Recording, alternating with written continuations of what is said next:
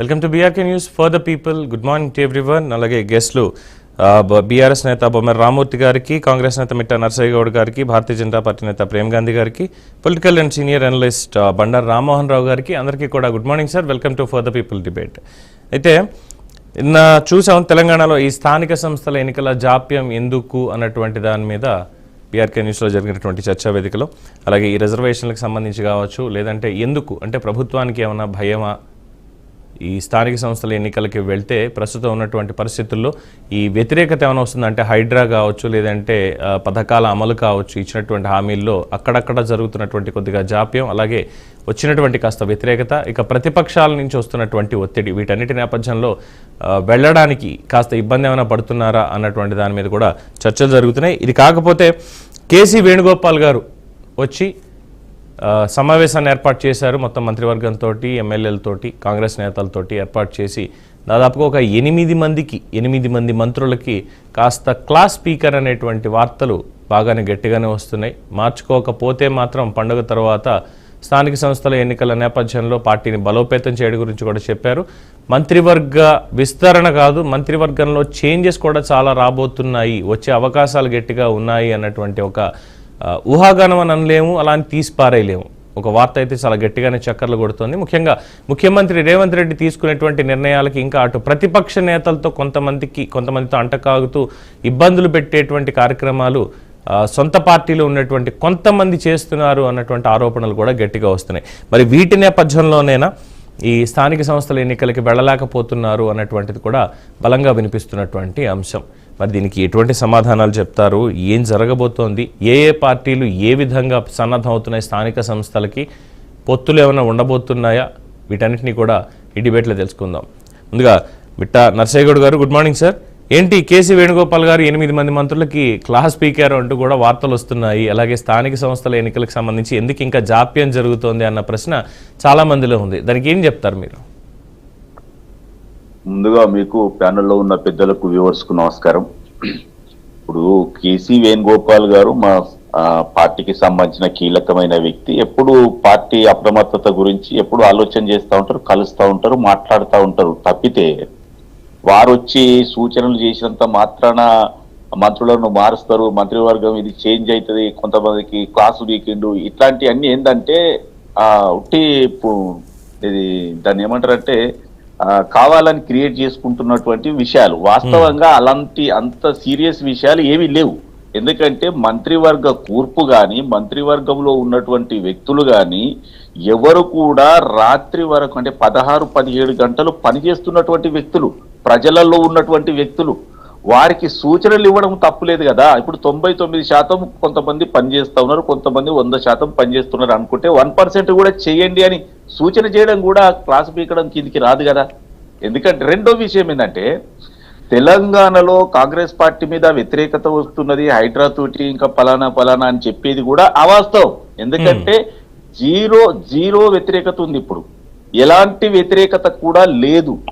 అదేవిధంగా ఇప్పుడు 26వ తారీఖు నుండి ఒక 3-4 కొత్త ఈ పథకాలు కూడా అమల్లోకి వస్తున్నాయి కాబట్టి ఆ తర్వాతనే ఇప్పుడు ఎన్నికలు జరుగుతాయి కాబట్టి మేము స్వీప్ చేయబోతా ఉన్నాం. ముఖ్యంగా భారతీయ జనతా పార్టీ కొద్దిగా క్షేత్రస్థాయిలో కొద్దిగా స్తబ్దుగా ఉన్నట్టుగా కనిపిస్తూ ఉంది. బీఆర్ఎస్ పార్టీ అయితే వాళ్ళు కేసులు, వాళ్ళ అవినీతి, వాళ్ళకి సంబంధించిన విషయాలన్నీ బయటకు వచ్చినాయి, ప్రజలలో పూర్తి స్థాయిలో చర్చ జరుగుతూ ఉన్నాయి. వారు కూడా బీఆర్ఎస్ కీలక నాయకులు కూడా అవును మేము ఇచ్చినాం చేసినాం అని ఒప్పుకుంటా ఉన్నారు. కాబట్టి వారికి కూడా ప్రజలలో పలుకుబడి తగ్గిపోయింది. కాబట్టి 100కు 100% మేము స్వీప్ చేయబోతా ఉన్నాం. కాబట్టి మేము ఎందుకు వెనకం చేస్తాం? 100% మేము స్థానిక సంస్థల ఎన్నికలు చేయాలన్న ఉద్దేశంతో మేము చేస్తా ఉన్నాం. దాని కొరకే పార్టీని సన్నద్ధం చేస్తా ఉన్నాం. మిగతా కార్యక్రమాలు స్పీడప్ చేస్తా ఉన్నాం. కార్యకర్తలతోటి ఆత్మీయ సమ్మేళనాలు చేసుకుంటా ఉన్నాం.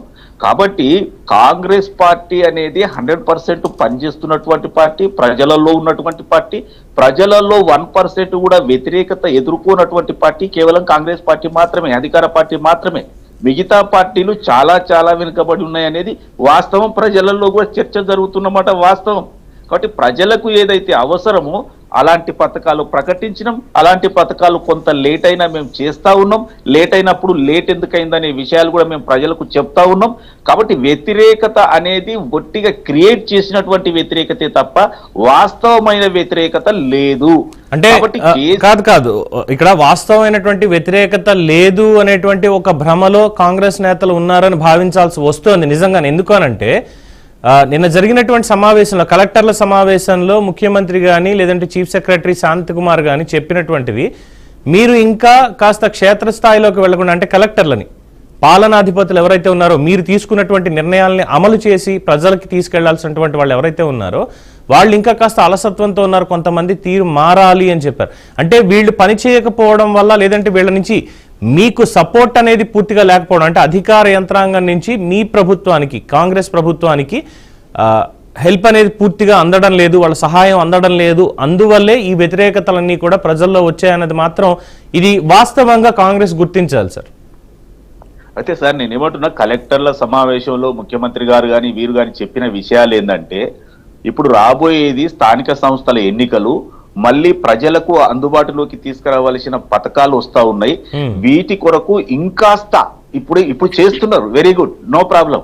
కానీ ఇంకాస్త కూడా ఒళ్ళొంచి పనిచేయవలసిన అవసరం ఉందనే కోణంలో కేసీ వేణుగోపాల్ గారు ఏ కోణంలోనైతే చెప్పిండ్రో, ముఖ్యమంత్రి గారు కూడా కలెక్టర్లకు అదే కోణంలో చెప్పినట్టుగా భావించాలి. కానీ కలెక్టర్లు పనిచేస్తలేరు కాబట్టి వాళ్ళతోటి మాకు గ్యాప్ ఉంది అన్న ఆలోచన అది వేరు. అది ఏదేంటంటే ప్రతిపక్ష కోణంలో మనం ఆలోచన చేయదు. ప్రజలకు ఇంకాస్త, ఇప్పుడు మీరు బాగా చేస్తున్నారండి, ఇంకాస్త కూడా చేయొచ్చు కదా, ఇంకాస్త కూడా కొద్దిగా స్మార్ట్ వర్క్ చేయొచ్చు కదా, ప్రజలకు పథకాలు అందవేసే విధంగా చేయవచ్చు కదా అన్న ఆలోచన మీద చెప్పినటువంటి మాటలే తప్ప మాకేదో కలెక్టర్ అంటే అది వ్యవస్థతోటి గ్యాప్ ఉందనే విషయం కాదు. ఎందుకంటే ఇప్పుడు ఇందిరమ్మ ఇండ్లు వస్తున్నాయి, తర్వాత రైతు భరోసా వస్తుంది, తర్వాత ఇందిరమ్మ ఆత్మీయ భరోసా వస్తుంది. ఇవన్నీ కూడా లబ్ధిదారులకు చేరాలంటే ఖచ్చితంగా అక్కడ గ్రామాన సమావేశాలు పెట్టి లబ్ధిదారుల లిస్టు తీసుకురావాలి. ఎవరు కూడా మిస్ కాకుండా, ఎవరైతే అర్హులు ఉన్నారో వారందరినీ కూడా లెక్కించి వారికి అందించే ప్రయత్నం చేయాలి అన్న కోణంలో మాత్రమే ఒక సూచన వీరికి చేయడం జరిగింది తప్పితే కలెక్టర్, ఏ కలెక్టర్ అన్నా కానివ్వండి, ఏ జిల్లాలో కానీ లేకపోతే ఏ రాష్ట్రంలో కానీ కలెక్టర్ అనే వ్యక్తి ఖచ్చితంగా టైం టు టైం పనిచేస్తారు. వాళ్ళు చేయకుంటే అసలు పాలనా వ్యవహారాలు జరగవు. కాబట్టి ఇంకా కాస్త ఉత్సాహం తీసుకొచ్చే విధంగా మాట్లాడేరే తప్పితే అన్ని కోణాలలో కాంగ్రెస్ పార్టీకి అనుకూలత కనిపిస్తా ఉంది. కాబట్టి ఖచ్చితంగా సుమారు 13,000 గ్రామ పంచాయతీలలో మాక్సిమం మేమే తీసుకోబోతున్నాం, స్వీప్ చేయబోతా ఉన్నామని మాత్రం నేను చెప్తా ఉన్నాను. రైట్. రామూర్తి గారు నమస్కారం. నరసయ్య గౌడ్